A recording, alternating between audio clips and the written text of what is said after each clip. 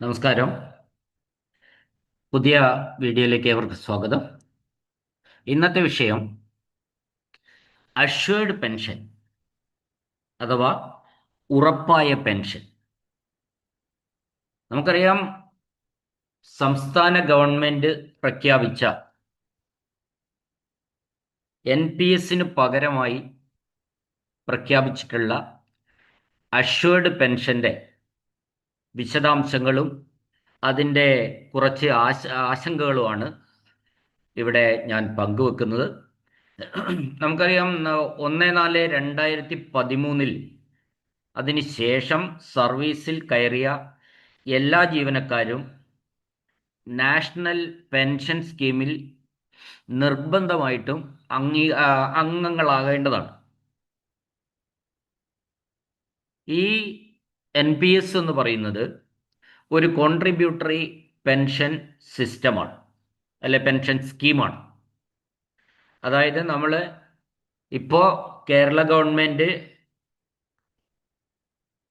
10% പേ plus D എയുടെ ജീവനക്കാരൻ്റെ പേ+DA 10% ജീവനക്കാരനും contribute ചെയ്യണം. അത്ര തന്നെ, അതായത് 10% ജീവനക്കാരൻ എത്രയാണോ കോൺട്രിബ്യൂട്ട് ചെയ്തത് അത്ര തന്നെ ആ 10% ഗവൺമെൻറ്റും കോൺട്രിബ്യൂട്ട് ചെയ്ത് അല്ലെങ്കിൽ നിക്ഷേപിച്ച് ഈ ഫണ്ട് കൈകാര്യം ചെയ്യാൻ വേണ്ടി pension fund regulatory and development authority എന്ന് പറയുന്ന ഒരു അതോറിറ്റി ഉണ്ട്. അത് ഗവൺമെന്റ് ഓഫ് ഇന്ത്യ കോൺസ്റ്റിറ്റ്യൂട്ട് ചെയ്തതാണ്. അതൊരു സ്റ്റാറ്റ്യൂട്ടറി ബോഡിയാണ്. അതിനെ നമ്മൾ ചുരുക്കി PFRDA എന്ന് പറയും, pension fund regulatory and development authority. ഈ അതോറിറ്റി ഒരു പെൻഷൻ ഫണ്ട് മാനേജറെ നിയമിച്ച് ആ പെൻഷൻ ഫണ്ട് മാനേജർ, അതായത് PFRDA ആണ് ശരിക്കും പെൻഷൻ ഫണ്ട് മാനേജർമാരെ നോമിനേറ്റ് ചെയ്യുന്നത്. ആ പെൻഷൻ ഫണ്ട് മാനേജർമാർ ഗവൺമെൻറ്റും ജീവനക്കാരനും നിക്ഷേപിച്ചിട്ടുള്ള 10% + 10% എമൗണ്ട് ക്യാപിറ്റൽ മാർക്കറ്റിൽ ഇൻവെസ്റ്റ് ചെയ്ത് ഡെപ്റ്റ് ഫണ്ടിലോ ഇക്വിറ്റിയിലോ ഒക്കെ ഡിപ്പോസിറ്റ് ചെയ്ത് അല്ലെ ഇൻവെസ്റ്റ് ചെയ്ത് അതിൻ്റെ ലാഭവും നഷ്ടവും ഒക്കെ ആവാം. അപ്പോൾ ഒരു ക്യാപിറ്റൽ മാർക്കറ്റിനെ സംബന്ധിച്ച് പറയുമ്പോൾ ചിലപ്പോൾ ലാഭമാവാം, നഷ്ടവും ഉണ്ടാവാം. അപ്പോൾ അത് സബ്ജക്റ്റ് ടു മാർക്കറ്റ് റിസ്ക് എന്ന് അതിന് നമ്മൾ പറയുന്നു. അങ്ങനെ നമ്മൾ റിട്ടയർ ആയി ചെയ്യുന്ന സമയത്ത് ബൾക്കായിട്ടൊരു എമൗണ്ട് തരികയും ബാക്കി അവിടെ നിക്ഷേപിച്ച് അതിൽ നിന്ന് മാസം മാസം പെൻഷൻ തരുന്ന ഒരു രീതിയാണ് നിലനിൽക്കുന്നത്. നമ്മൾ ഈ PFRDA ആണ് ഇതിൻ്റെ കൺട്രോളിങ് എങ്കിലും നമ്മൾ ഇതിൻ്റെ റെക്കോർഡ്സ് ഒക്കെ മെയിൻറ്റെയിൻ ചെയ്യുന്നത് NSDL ആണ്. NSDL എന്ന് പറയുന്നത് നാഷണൽ ഡിപ്പോസിറ്ററി ഫണ്ടാണ്, ഡിപ്പോസിറ്ററി ലിമിറ്റഡ് ആണ് NSDL. ഇപ്പം നമ്മൾ 2 ഡിപ്പോസിറ്ററി ലിമിറ്റഡ് കമ്പനികളാണ് ഇന്ത്യയിലുള്ളത്. ഒന്ന് CDSL-ഉം, അതായത് സെൻട്രൽ ഡിപ്പോസിറ്ററി സർവീസ്, മറ്റൊന്ന് NSDL-ഉം, നാഷണൽ ഡിപ്പോസിറ്ററി സർവീസാണ് NSDL. ഈ NSDL ആണ് ഈ നമ്മളുടെ pension fund NPS accounts or records maintain ചെയ്യുന്നത്. അപ്പം നമ്മൾ ഈ NPS കേരളത്തിലെ 1/4/13 ശേഷം ചേർന്ന ജീവനക്കാര് NPS ചേരുമ്പോൾ ഒരു 2 അഡ്വാൻറ്റേജുകളാണ് എനിക്ക് അക്കാര്യത്തിൽ തോന്നിയിട്ടുള്ളത്. ഒന്ന്, പിന്നെ സ്റ്റാറ്റ്യൂട്ടറി പെൻഷൻ വാങ്ങുന്ന ജീവനക്കാരെക്കാൾ 10% അധികം ശമ്പളം മേടിക്കുന്നു എന്നതാണ്. ഇപ്പം സ്റ്റാറ്റ്യൂട്ടറിക്കാർക്ക് ലഭിക്കുന്ന ശമ്പളത്തേക്കാൾ 10% അധികം ശമ്പളം NPS-ലുള്ള കറസ്പോണ്ടിങ് എംപ്ലോയീസ് വാങ്ങുന്നുണ്ട് എന്നതാണ് സത്യം. അതെങ്ങനെയാണ് എന്ന് ഞാൻ പറഞ്ഞുതരാം. ഇപ്പൊ നമ്മളൊരു എക്സാമ്പിൾ പറഞ്ഞാൽ ഒരു ഹൈസ്കൂൾ അധ്യാപകൻ തുടക്കത്തിൽ 41,300 രൂപയാണ് ഹൈസ്കൂൾ അധ്യാപകന്റെ അടിസ്ഥാന ശമ്പളം, ബേസിക് പേ. ഇപ്പോൾ ഈ മാസത്തെ DA 35% ആണ്. അതായത് 2026 ഏപ്രിൽ മാസത്തെ വരുന്ന സാലറിയിൽ മാർച്ചിലെ സാലറി എന്ന് പറയുന്നത് 35% ആണ്. അപ്പോൾ അത് 14,455 കൂടെ കൂട്ടിയാൽ 55,755 രൂപയാണ്. 55,755 ഇദ്ദേഹത്തിന്റെ പേ പ്ലസ് DA എന്ന് പറയുന്നത്.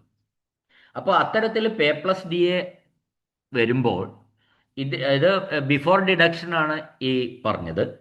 അപ്പോൾ അദ്ദേഹം 5,576 രൂപ ഈ അധ്യാപകൻ പെൻഷൻ ഫണ്ടിലേക്ക് NPS കോൺട്രിബ്യൂട്ട് ചെയ്യണം. 5,576 രൂപ.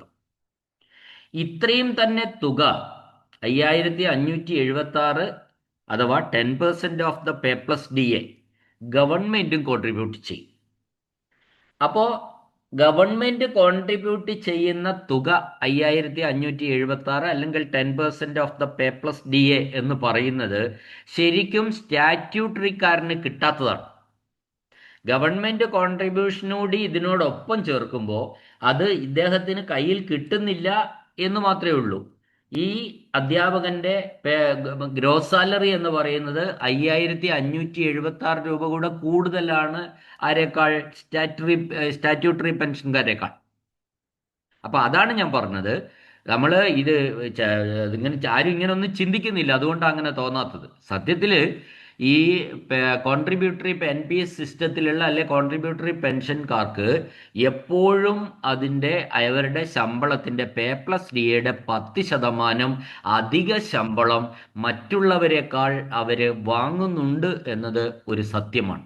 അത് കയ്യിൽ കിട്ടുന്നില്ല എങ്കിൽ പോലും അത് അവരുടെ അക്കൗണ്ടിലേക്കാണ് ഡിപ്പോസിറ്റ് ചെയ്യുന്നത്. NPSൽ അവരുടെ പ്രാൺ നമ്പറിൽ തന്നെയാണ് ഇവിടെ ഡിപ്പോസിറ്റ്, ഗവൺമെന്റ് കോൺട്രിബ്യൂഷൻ ഡിപ്പോസിറ്റ് ചെയ്യുന്നത്. ആ ഡിപ്പോസിറ്റ് ചെയ്യുന്ന എമൗണ്ട് കൂടി അവിടെ ഇൻവെസ്റ്റ് ചെയ്യപ്പെടുന്നുണ്ട്. ഈ PFRDA അല്ലെങ്കിൽ ഇതിന്റെ ഫണ്ട് മാനേജർ ആ തുക കൂടി ഇൻവെസ്റ്റ് ചെയ്തിട്ടാണ് ഇദ്ദേഹത്തിന് ലാഭം, ഇൻവെസ്റ്റ് ചെയ്തതിന്റെ ഒരു ലാഭം അദ്ദേഹത്തിന്റെ ക്യാപിറ്റലിലേക്ക് കൂട്ടിക്കൊണ്ടുവരുന്നത്. മറ്റൊരു അഡ്വാൻറ്റേജ്, രണ്ടാമത്തെ അഡ്വാൻറ്റേജ് എനിക്ക് തോന്നിയത്, അപ്പം നമ്മൾ ഈ പറഞ്ഞല്ലോ ഇപ്പൊ 10% അധികം പേ പ്ലസ് ശമ്പളം മേടിക്കുന്നവരാണ് ശരിക്കും NPSകാർ എന്ന് ഞാൻ പറഞ്ഞു. അപ്പോൾ ആ NPS 10% എന്നത് നമ്മൾ ഒരു നിസ്സാര കാര്യമായിട്ട് കൂട്ടണ്ട. ഈ 10% എന്ന് പറയുന്നത് ഓരോ മാസവും 10% അധികം മേടിക്കുന്നുണ്ട്. ആ ഓരോ മാസവും 10% അധികം വാങ്ങുന്ന സംഖ്യ പിന്നെ ഈ ഫണ്ടിലേക്ക്, പെൻഷൻ ഫണ്ടിലേക്ക് ഡിപ്പോസിറ്റ് ചെയ്യാണ്. ആ പെൻഷൻ ഫണ്ട് അവിടെ വെച്ച് അത് ഇൻവെസ്റ്റ് ചെയ്യപ്പെടുകയാണ് ചെയ്യുന്നത്. അപ്പോൾ ഇത് ഓരോ മാസവും ചെയ്യുമ്പോൾ ഇതൊരു SIP പോലെ പ്രവർത്തിക്കുമെന്ന കാര്യം നമ്മൾ മനസ്സിലാക്കണം. SIP എന്ന് പറയുന്നത് സിസ്റ്റമാറ്റിക് ഇൻവെസ്റ്റ്മെന്റ് പ്ലാൻ ആണ്. ആ സിസ്റ്റമാറ്റിക് ഇൻവെസ്റ്റ്മെന്റ് പ്ലാൻ അതുപോലെ പ്രവർത്തിച്ചാൽ അത് 20, 25, 30 വർഷങ്ങൾക്ക് ശേഷം ലഭിക്കുന്ന ഒരു സംഖ്യ എന്ന് പറയുന്നത് ഒരു മ്യൂച്വൽ ഫണ്ടിന് സമാനമാണ് അതെന്ന് നമ്മൾ തിരിച്ചറിയണം. ഒരു മ്യൂച്വൽ ഫണ്ടിൽ നമ്മൾ SIP ചെയ്യുന്നത് പോലെയുള്ള ഒരു സമാനത ഇതിൽ നമുക്ക് ദർശിക്കാൻ കഴിയും. നമുക്കിപ്പോൾ അതിനെപ്പറ്റി പ്രവചിക്കാൻ പറ്റാത്തതെന്ന് പറയുന്നത് നമ്മളുടെ ഇപ്പോഴത്തെ ഇൻവെസ്റ്റ്മെന്റ് എന്ന് പറയുന്നത് 10-12 വർഷമേ ആയിട്ടുള്ളൂ. ഒരു 12 വർഷമേ ഈ അതായത് ഈ NPS കേരള ഗവൺമെന്റ് ജീവനക്കാർക്ക് തുടങ്ങിയിട്ടായിട്ടുള്ളൂ.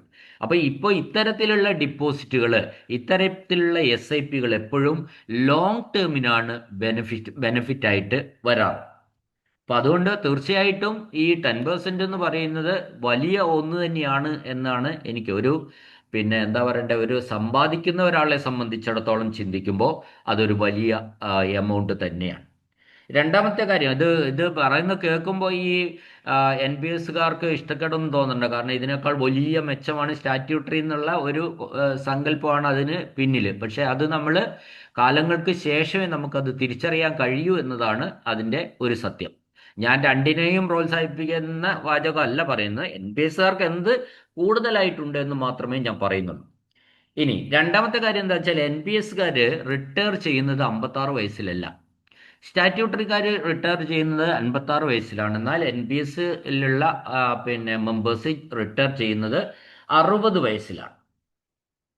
അപ്പം ഞാനിതിൻ്റെ ഒരു ബേസ് പറഞ്ഞെന്ന് മാത്രമേ ഉള്ളൂ. ഇനി നമുക്ക് അഷ്വേർഡ് പെൻഷനിലേക്ക് പോകാം. നമുക്ക് കേരള ഗവൺമെന്റ് പ്രഖ്യാപിച്ച അഷ്വേർഡ് പെൻഷൻ, അതിനെപ്പറ്റി എന്താ ചർച്ച ചെയ്യുമ്പോൾ, ഇത് അന്ന് പറഞ്ഞിരുന്നത് യഥാർത്ഥത്തിൽ തമിഴ്നാട് മോഡൽ ആണെന്നായിരുന്നു ശരിക്കും. അപ്പൊ തമിഴ്നാട് മോഡൽ ആണെന്ന് പറയുമ്പോൾ തന്നെ അന്നൊരു ഓഫർ പറഞ്ഞിരുന്നത് അവസാനത്തെ ബേസിക് പേയുടെ ജീവനക്കാരൻ വർക്ക് ചെയ്യുന്ന ജീവനക്കാരന്റെ അവസാനത്തെ ബേസിക് പേയുടെ പരമാവധി 50%, 50% പെൻഷനായി കൊടുക്കുമെന്നാണ് അന്ന് പറഞ്ഞിരുന്നത്. അപ്പോൾ അത് അവിടെ നമ്മൾ ശ്രദ്ധിക്കേണ്ട ഒരു കാര്യം, അത് പരമാവധിയാണ് കേട്ടോ. ബേസിക് പേയുടെ പരമാവധി, അതായത് 30 വർഷം സർവീസ് ഉണ്ടെങ്കിൽ മാത്രമേ അത് കിട്ടുകയുള്ളൂ. യഥാർത്ഥത്തിൽ ബേസിക് പേയുടെ പകുതി കിട്ടുകയുള്ളൂ. പിന്നെ പറഞ്ഞ കാര്യം എന്താണെന്ന് വെച്ചാൽ 2026 ഏപ്രിൽ 1 തുടങ്ങുന്നതായിരുന്നു. അപ്പോൾ അങ്ങനെ പറയുമ്പോൾ നമ്മളിപ്പോ ഇപ്പോൾ ഒരു എക്സാമ്പിൾ ഞാൻ പറഞ്ഞുതരാം. ബേസിക് പേയുടെ ഇത് പറയുമ്പോൾ ഇപ്പം നമ്മൾ 54,000 രൂപ ബേസിക് പേ ഉള്ള ഒരാൾ പിരിയുമ്പോൾ അയാളുടെ ബേസിക് പേ 54,000 രൂപ. അദ്ദേഹത്തിന് 18 വർഷം സർവീസേ ഉള്ളൂ. അദ്ദേഹത്തിന് 18 വർഷം സർവീസേ ഉള്ളൂ എങ്കിൽ അയാൾക്ക് ലഭിക്കുന്ന പെൻഷൻ എന്ന് പറയുന്നത് 16,200 മാത്രമായിരിക്കും. മറിച്ച് 54,000-ന്റെ പകുതി കിട്ടുന്നില്ല. കാരണം 18 വർഷം മാത്രമേ. അപ്പൊ സർവീസ് നോക്കിയിട്ട് മാത്രമേ ഇവിടെയും ഈ ഉറപ്പുള്ള അഷ്വേർഡ് പെൻഷനും കൊടുക്കാൻ കഴിയൂ എന്നതാണ് ഒരു സത്യം.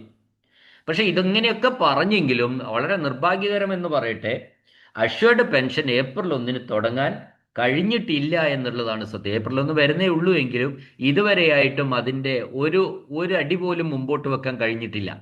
കാരണം പിന്നെ വിശദമായ ഉത്തരവ് ഇക്കാര്യങ്ങളിൽ ഇറങ്ങിയിട്ടില്ല എന്നുള്ളതാണ് സത്യം. ഇപ്പൊ നമ്മൾ 8 ഗഡു ക്ഷാമബത്ത 4 വർഷങ്ങളായിട്ട് തരും എന്ന് പറഞ്ഞെങ്കിലും അവിടെയും വിശദമായ ഉത്തരവ് ഏതൊക്കെ കാലങ്ങളിൽ എത്രയൊക്കെ ഗഡുക്കൾ, എത്രയൊക്കെ ശതമാനം, എത്രയൊക്കെ തുക എന്നൊന്നും വിശദമായ ഒരു ഉത്തരവ് DA-യുടെ കാര്യത്തിൽ, DR-ന്റെ കാര്യത്തിലും 4 വർഷം കൊണ്ട് തരുമെന്ന് പറഞ്ഞ കാര്യത്തിലും ഉത്തരവ് ഇറങ്ങിയിട്ടില്ല എന്നുള്ളത് ഒരു വളരെ സങ്കടകരമായ ഒരു അവസ്ഥയാണ്.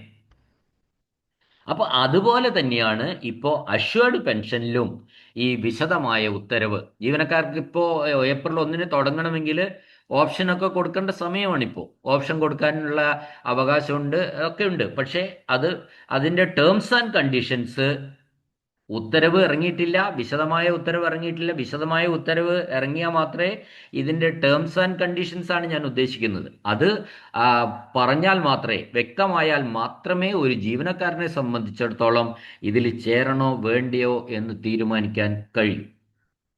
അപ്പൊ അതുകൊണ്ട് തന്നെ ഇങ്ങനെ വിശദമായ ഉത്തരവ് ഇറങ്ങിയിട്ടില്ല, പറഞ്ഞ ഡേറ്റിൽ തുടങ്ങിയിട്ടില്ല.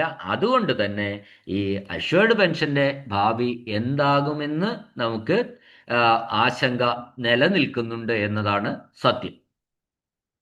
അപ്പം നമ്മൾ ഇതിൻ്റെ ഏതൊക്കെയാണ് അതിൻ്റെ വിശദാംശങ്ങൾ, അല്ലെങ്കിൽ ടേംസ് ആൻഡ് കണ്ടീഷൻസിൽ എന്തൊക്കെ കാര്യങ്ങൾ വരേണ്ടതുണ്ട് എന്നാണ് ഞാൻ ഇതിലൊന്ന് പറയുന്നത്. നിങ്ങളൊന്ന് കേട്ടു നോക്ക്. ഒന്ന്, ഈ ജീവനക്കാർക്ക് അഷ്വേർഡ് പെൻഷൻ പറഞ്ഞിരുന്നു. അപ്പം അതിൽ നമുക്ക് ഒരുപാട് കാര്യങ്ങളിൽ വ്യക്തത വരേണ്ടതായിട്ടുണ്ട്. ഇപ്പം എല്ലാ ജീവനക്കാരും തന്നെ നമ്മൾ പിന്നെ അഷ്വേർഡ് പെൻഷൻ വന്നു, ഉറപ്പുള്ള പെൻഷൻ വന്നു എന്നൊന്നും പറയുമ്പോൾ നമ്മളത് കേൾക്കുമ്പോൾ ചാടിക്കേറി അതിനകത്ത് വീഴണ്ട. നമ്മൾ അതിൻ്റെ ടേംസ് ആൻഡ് കണ്ടീഷൻസ് വിശദമായി പഠിച്ച് മനസ്സിലാക്കിയതിന് ശേഷം മാത്രമേ അതിലേക്ക് കടക്കേണ്ടതുള്ളൂ. അപ്പം അതിൽ പ്രധാനമായിട്ടും കൂടുതൽ കാര്യങ്ങളിൽ വ്യക്തത വരേണ്ടതായ കാര്യങ്ങളാണ് ഞാനിവിടെ പറയുന്നത്. അഷ്വേർഡ് പെൻഷൻ നമ്മൾ ഓപ്റ്റ് ചെയ്യുകയാണെന്ന് വെച്ചാൽ, ഓപ്ഷൻ കൊടുക്കാമെന്നാണ് പറഞ്ഞിരിക്കുന്നത്. ജീവനക്കാരനെ സംബന്ധിച്ചിടത്തോളം വേണമെങ്കിൽ NPS-ൽ തന്നെ തുടരാം അവർക്ക്, അല്ലെങ്കിൽ NPS-ൽ നിന്ന് വിട്ടിട്ട് ഇവിടെ അഷ്വേർഡ് പെൻഷനിലേക്ക്, പെൻഷൻ സ്കീമിലേക്ക് മാറാമെന്ന് പറഞ്ഞിട്ടുണ്ട്. ഒന്നാമത് അറിയേണ്ടത്, അങ്ങനെ അഷ്വേർഡ് പെൻഷൻ സ്കീമിലേക്ക് മാറുന്ന സമയത്ത് ഇദ്ദേഹത്തിൻ്റെ റിട്ടയർമെൻറ്റ് പ്രായം 60 തന്നെ ആയിരിക്കുമോ, അല്ലെങ്കിൽ 56 ആയിരിക്കുമോ? ഈ സ്റ്റാറ്റ്യൂട്ടറി വാങ്ങുന്നവരെ അഷ്വേർഡ് പെൻഷൻ സ്റ്റാറ്റ്യൂട്ടറി ആയിട്ട് സമാനതകളുണ്ട്. അതുകൊണ്ട് 56 ആകുമോ, അല്ല 60 ആയിരിക്കുമോ? രണ്ടാമത് വ്യക്തമാകേണ്ട കാര്യം, ഈ 10% എന്ന് പറയുന്നത് പേയുടെ 10%മാണോ അല്ലെങ്കിൽ പേ പ്ലസ് ഡി എയുടെ 10%മാണോ? നമ്മൾ ഇതിനകത്ത് പ്രകടമായ ഒരു മാറ്റം ഇങ്ങനെ സ്റ്റാറ്റ്യൂട്ടറി ആയിട്ട് തുല്യമാണ് എന്നൊക്കെ പറയുമ്പോഴും നിർബന്ധമായിട്ടും മനസ്സിലാക്കേണ്ട ഒരു കാര്യം എന്താണെന്ന് വെച്ചാൽ ഈ അഷ്വേർഡ് പെൻഷനിലും കോൺട്രിബ്യൂഷൻ ഉണ്ട് എന്നുള്ളതാണ്. അതായത് 10% തുക ജീവനക്കാരന് അടയ്ക്കണം. അത് പേയുടെ ആണോ പേ പ്ലസ് ഡി എയുടെ ആണോ എന്ന് ഇതുവരെ വ്യക്തമായിട്ടില്ല. അതും ഈ വരുന്ന വിശദാംശങ്ങളിൽ ഉണ്ടെങ്കിൽ മാത്രമേ നമുക്ക് അതിനെപ്പറ്റിയുള്ള ഒരു വ്യക്തത വരികയുള്ളൂ. മൂന്നാമത്തെ കാര്യം എന്താണെന്ന് വെച്ചാൽ ഈ കേരള ഗവൺമെന്റ് സ്കീമാണല്ലോ ഇത്. അങ്ങനെ ആകുമ്പോൾ ഇത് ശരിക്കും ഒരു ക്ഷേമനിധി പോലെ ഒരു പെൻഷൻ ഡിസ്ബേഴ്സ്മെന്റ് അതോറിറ്റി ആയിരിക്കും ഇത് കൈകാര്യം ചെയ്യുന്നത്, ഈ ഫണ്ടുകൾ കൈകാര്യം ചെയ്യുന്നത്. അപ്പോൾ അവരായിരിക്കും ഈ പെൻഷൻ ഫണ്ട് കൈകാര്യം ചെയ്യുന്നത്. അങ്ങനെയെങ്കിൽ ഈ പെൻഷൻ ഡിസ്ബേഴ്സ്മെന്റ് അതോറിറ്റിയുടെ, അതായത് കേരള ഗവൺമെന്റ് നിയോഗിക്കുന്ന ആ പെൻഷൻ ഡിസ്ബേഴ്സ്മെന്റ് അതോറിറ്റി, അവരുടെ സ്ട്രക്ചർ അല്ലെങ്കിൽ ഘടന എങ്ങനെയായിരിക്കുമെന്ന് നമുക്ക് വ്യക്തമാകേണ്ടതുണ്ട്. അഞ്ചാമത്തെ പോയിന്റ് എന്താ വെച്ചാൽ ഈ NPS പോലെ ഈ കോൺട്രിബ്യൂഷൻ എവിടെയെങ്കിലും ഇൻവെസ്റ്റ് ചെയ്യുന്നുണ്ടോ? ഇപ്പൊ നമുക്കറിയാം NPS ക്യാപിറ്റൽ മാർക്കറ്റിൽ, ഡെപ്റ്റ് ഫണ്ടിൽ, ഇക്വിറ്റിയിൽ ഒക്കെ തന്നെ ഈ ഫണ്ട് മാനേജേഴ്സ് നമ്മളുടെ ജീവനക്കാരന്റെ പണം ഇൻവെസ്റ്റ് ചെയ്യുന്നുണ്ട്. ആ ഇൻവെസ്റ്റ് ചെയ്യുന്നതിന്റെ ലാഭം കൂടി നമ്മളുടെ ക്യാപിറ്റലിലേക്ക് ആഡ് ചെയ്യുന്നുണ്ട്. ഒരുപക്ഷെ ലോങ് ടേം ഇൻവെസ്റ്റ്മെന്റ് ക്യാപിറ്റൽ മാർക്കറ്റിൽ എപ്പോഴും ബെനിഫിറ്റ് തരുന്നതായിട്ടാണ് നമ്മൾ കണ്ടുവരുന്നത്. അപ്പോൾ അതുപോലെ നമ്മൾ ഈ കേരള ഗവൺമെന്റിന് പറയുന്ന അഷ്വേർഡ് പെൻഷൻ സ്കീമിലേക്ക് നമ്മൾ ഈ ഡിപ്പോസിറ്റ് 10% തുക ജീവനക്കാരന് അടയ്ക്കുമ്പോൾ ആ തുക എവിടെയെങ്കിലും ഇൻവെസ്റ്റ് ചെയ്യുന്നുണ്ടോ? അത് നമ്മൾ വിശദമായിട്ട് മനസ്സിലാക്കേണ്ടതായിട്ടുണ്ട്. ഇനി ഇപ്പൊ നമ്മൾ അടുത്തത് എന്താന്ന് വെച്ചാൽ ഈ ഇപ്പൊ NPS ജീവനക്കാരന്റെ 10% തുക NPS അടയ്ക്കുന്നു. അപ്പോൾ തന്നെ ഗവൺമെന്റിന്റെ 10% തുകയും ഗവൺമെന്റ് അടയ്ക്കണം. അത് കൃത്യമായിട്ട് നമുക്ക് നോക്കി മനസ്സിലാക്കാൻ കഴിയുന്ന കാര്യമാണ്. എന്നാൽ അവിടെ ഈ മാസം ഇപ്പോൾ ഒരു ജീവനക്കാരന്റെ 10% തുക ഈ മാസം പിടിച്ച് അടയ്ക്കുമ്പോൾ അതേ 10% തുക ഈ ഗവൺമെന്റും 10% അപ്പം തന്നെ അടയ്ക്കണം. അത് 2 മാസം കഴിഞ്ഞിട്ടോ ഇപ്പൊ DA കൊടുക്കുന്ന പോലെ 10 മാസം കഴിഞ്ഞിട്ടോ ഒന്നും ആയാൽ ശരിയാവില്ല. തന്മാസം തന്നെ അടയ്ക്കണം. എന്നാല് NPS ഇങ്ങനെ ഉണ്ടെങ്കിലും നമ്മള് ഈ സ്കീം വരുമ്പോൾ ഈ അഷ്വേർഡ് പെൻഷൻ അതൊരു ബോഡിയാണെന്നാണല്ലോ ഞാൻ പറഞ്ഞത്. ആ ബോഡിക്കിലേക്ക് നമ്മൾ ഗവൺമെന്റ് ആ മാസം തന്നെ അടയ്ക്കേണ്ടതുണ്ടോ? അല്ലെങ്കിൽ നമ്മൾ ജീവനക്കാരൻ അടയ്ക്കുക, ഗവൺമെന്റിന്റെ എമൗണ്ട് എന്ന് പറയുന്നത് ഒരു ട്രാൻസ്ഫർ ക്രെഡിറ്റ് പോലെ, ഒരു ബുക്ക് ട്രാൻസ്ഫർ പോലൊക്കെ തന്നെ പണം കണക്കിൽ മാത്രം ഉൾക്കൊള്ളിച്ച് പണം പിന്നീട് കൊടുക്കുന്ന രീതിയാണോ അവലംബിക്കുന്നത്? കാരണം ഒരു ഇൻവെസ്റ്റ്മെന്റ് ഇല്ല എങ്കിൽ പിന്നെ അതുപോലെ ചെയ്താലും മതിയല്ലോ. ഇപ്പോൾ GPF ചെയ്യുന്ന മാതിരിയുള്ള ഒരു അഡ്ജസ്റ്റ്മെന്റ് അതാണോ എന്ന് നമ്മൾ തിരിച്ചറിയേണ്ടിയിരിക്കുന്നു. ഇനി ഏഴാമത്തെ പോയിന്റ് എന്താണെന്ന് വെച്ചാൽ ഇത് റിട്ടയർ ചെയ്യുമ്പോൾ നമുക്ക് ഒരു വലിയ എമൗണ്ട് നമ്മൾ കോൺട്രിബ്യൂട്ട് ചെയ്യുന്നതാണല്ലോ എന്തായാലും. ആ കോൺട്രിബ്യൂട്ട് ചെയ്യുന്നതിന്റെ അടിസ്ഥാനത്തിൽ റിട്ടയർ ചെയ്യുമ്പോൾ ഒരു ബൾക്ക് എമൗണ്ട് ജീവനക്കാരന് കിട്ടുമോ ഇല്ലയോ എന്നറിയണം. അതോ വെറും പെൻഷൻ, ഉറപ്പുള്ള പെൻഷൻ മാത്രമേ കിട്ടുകയുള്ളൂ ഈ പണം നിക്ഷേപിക്കുമ്പോൾ? അടുത്ത പോയിന്റ്, എട്ടാമത്തെ പോയിന്റ്, ഈ അഷ്വേർഡ് പെൻഷന് DR കൊടുക്കുമോ, അതായത് ക്ഷാമാശ്വാസം കൊടുക്കുമോ എന്ന് അറിയണം. അതായത് പെൻഷനാവുന്ന ഒരാളെ സംബന്ധിച്ച് അതിന് പറയുന്നത് അദ്ദേഹത്തിന് കൊടുക്കുന്ന ക്ഷാമബത്തയല്ല, ക്ഷാമാശ്വാസമാണ്, ഡിയർനെസ് റിലീഫ് എന്നാണ് നമ്മൾ പറയുന്നത്. ഇനി ഒമ്പതാമത്തെ പോയിന്റ് എന്താണെന്ന് വെച്ചാൽ ഇതുവരെ NPS മിക്കവാറും ജീവനക്കാർ ഇപ്പൊ 13-ന് ശേഷമുള്ള ജീവനക്കാരൊക്കെ NPS തുടർന്നുകൊണ്ടേയിരിക്കുകയാണ്. ഇതുവരെ NPS അടച്ച പണം എങ്ങനെയായിരിക്കും? അത് എപ്പോഴാണ് തിരികെ കിട്ടുക? ഇപ്പോൾ തന്നെ കിട്ടുമോ അല്ലെങ്കിൽ പെൻഷൻ റിട്ടയർമെന്റിന് ശേഷമാണോ എന്ന കാര്യത്തിൽ വ്യക്തത വരേണ്ടതായിട്ടുണ്ട്. പത്താമത്തെ പോയിന്റ്, 1413 ശേഷം സർവീസിൽ കയറി ഓൾറെഡി റിട്ടയർ ആയ കുറച്ച് ജീവനക്കാരുണ്ട്. അവരുടെ പെൻഷൻ കാര്യം എങ്ങനെയായിരിക്കും എന്നാണ് മറ്റൊന്ന് അറിയേണ്ടത്. ഇപ്പൊ നമ്മള് ഇത് ഞാനിപ്പോ ഇതൊക്കെ നമ്മൾ വ്യക്തത വരേണ്ട കാര്യങ്ങളാണ്. ഈ ടേംസ് ആൻഡ് കണ്ടീഷൻസ്, അത് എൻ്റെ അഭിപ്രായമാണ്. എൻ്റെ അഭിപ്രായത്തിൽ ഇത് ടേംസ് ആൻഡ് കണ്ടീഷൻസ് വിശദമായി പരിശോധിച്ചതിന് ശേഷമേ ജീവനക്കാർ ഇത് ഓപ്റ്റ് ചെയ്യേണ്ടതുള്ളൂ എന്നാണ്. ഇതിൽ ഞാൻ ഈ വീഡിയോ ഒക്കെ ചെയ്യുന്ന സമയത്ത് ഞാനൊരു പൊളിറ്റിക്സ് ഒന്നും അല്ല പറയാറ്, കാര്യങ്ങളാണ് എപ്പോഴും പറയാറ്. അത് ഒരാൾക്ക് ചില സന്ദർഭത്തിൽ ചില കാര്യങ്ങൾ പറയുമ്പോൾ ചിലരെ സംബന്ധിച്ചിടത്തോളം അവർക്ക് അനുകൂലമാവില്ല, ചിലരെ സംബന്ധിച്ചിടത്തോളം അത് അനുകൂലമാവുന്നു എന്നൊക്കെ തോന്നുമെങ്കിലും നമ്മൾ അങ്ങനെയല്ല ഉദ്ദേശിക്കുന്നത്. ഇപ്പൊ ഇവിടെ ഈ ജീവനക്കാരന്റെ സൈഡിൽ നിന്നുകൊണ്ടാണ് ഞാൻ ഈ സംസാരിക്കുന്നത്.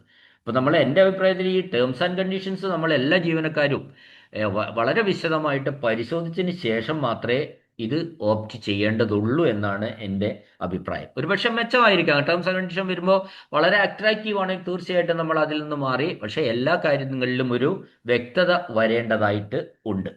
ഞാൻ പറഞ്ഞത് എന്താണെന്ന് വെച്ചാൽ, ഈ ഏപ്രിൽ 1 പിന്നെ ഇത് തുടങ്ങേണ്ടതായിരുന്നല്ലോ, അയ്യോ എനിക്ക് ചേരാൻ പറ്റിയില്ലല്ലോ എന്നോർത്തൊന്നും ആരും വിഷമിക്കേണ്ടതില്ല എന്നാണ് എനിക്ക് പറയാനുള്ളത്. നിങ്ങൾക്ക് ഇതിൻ്റെ മുഴുവൻ വിശദാംശങ്ങളും വരുമ്പോൾ അത് നിങ്ങൾക്ക് യോജിച്ചതാണോ എങ്കിൽ മാത്രം നമ്മൾ അതിൽ ചേർന്നാൽ മതി. അല്ല മറ്റെന്തെങ്കിലും NPS-ഉമായിട്ട് നന്നായി കമ്പയർ ചെയ്യണം, അല്ല മറ്റെന്തെങ്കിലും ഈ കെണികളോ ബുദ്ധിമുട്ടുകളോ ഒക്കെ ഇത് വരുമോ എന്നൊക്കെ അത് ഞാൻ പറഞ്ഞു തന്നിട്ടല്ല വേണ്ട, അല്ലെ വേറൊരാൾ യൂട്യൂബറോ അല്ലെ അറിയുന്ന ഒരാളോ പറഞ്ഞു തന്നിട്ടല്ല, സ്വയം ഒന്ന് പഠിച്ച് മനസ്സിലാക്കി ചെയ്യണമെന്നാണ് എനിക്ക് പറയാനുള്ളത്. അപ്പോൾ ഞാനിപ്പോൾ ഇത് ചെയ്തത് ഏപ്രിൽ 1 അഷ്വേർഡ് പെൻഷൻ സ്കീമിൽ ചേരാൻ കാത്തിരുന്നവർക്ക് മുന്നിൽ എൻ്റെ കുറച്ച് അഭിപ്രായങ്ങൾ പറഞ്ഞതാണ്. ഒരുപക്ഷെ അഷ്വേർഡ് പെൻഷൻ സ്കീം ഏപ്രിൽ 1 തുടങ്ങുന്നത് അടുത്ത മാസങ്ങളിൽ എപ്പോഴെങ്കിലും തുടങ്ങിയേക്കാം. ചിലപ്പോൾ ഇതിങ്ങനെ നീണ്ടുപോയി എന്തോ ആവട്ടെ, അത് ആ വഴിക്ക് അതിൻ്റെ വിശദാംശങ്ങളൊക്കെ വരട്ടെ എന്ന് മാത്രമാണ് എനിക്ക്. ഇപ്പോൾ ഞാൻ ജീവനക്കാരന് ഒരു അവയർനെസ് കൊടുക്കാൻ വേണ്ടി മാത്രമാണ് ഇത്രയും നേരം ഞാൻ സംസാരിച്ചത്. എന്നെ കേട്ട എല്ലാവർക്കും നന്ദിയുണ്ട്. മാത്രമല്ല, ഈ ഇത്തരം കണ്ടന്റുകൾ നിങ്ങൾ ഇഷ്ടപ്പെടുന്നുണ്ടെങ്കിൽ നിങ്ങൾ ഈ ചാനൽ ഒന്ന് സബ്സ്ക്രൈബ് ചെയ്യണം. മറ്റൊന്ന്, ഈ വീഡിയോ കേൾക്കുന്ന ഒരാൾ ഒന്ന് ലൈക്ക് ചെയ്ത് നിങ്ങളുടെ ഒരു കമൻറ്റ് സഭ്യമായ ഭാഷയിൽ ഒന്ന് രേഖപ്പെടുത്തണം. അതെന്തോ ആവട്ടെ, നെഗറ്റീവോ പോസിറ്റീവോ ആയിക്കോട്ടെ, അത് രേഖപ്പെടുത്തണം.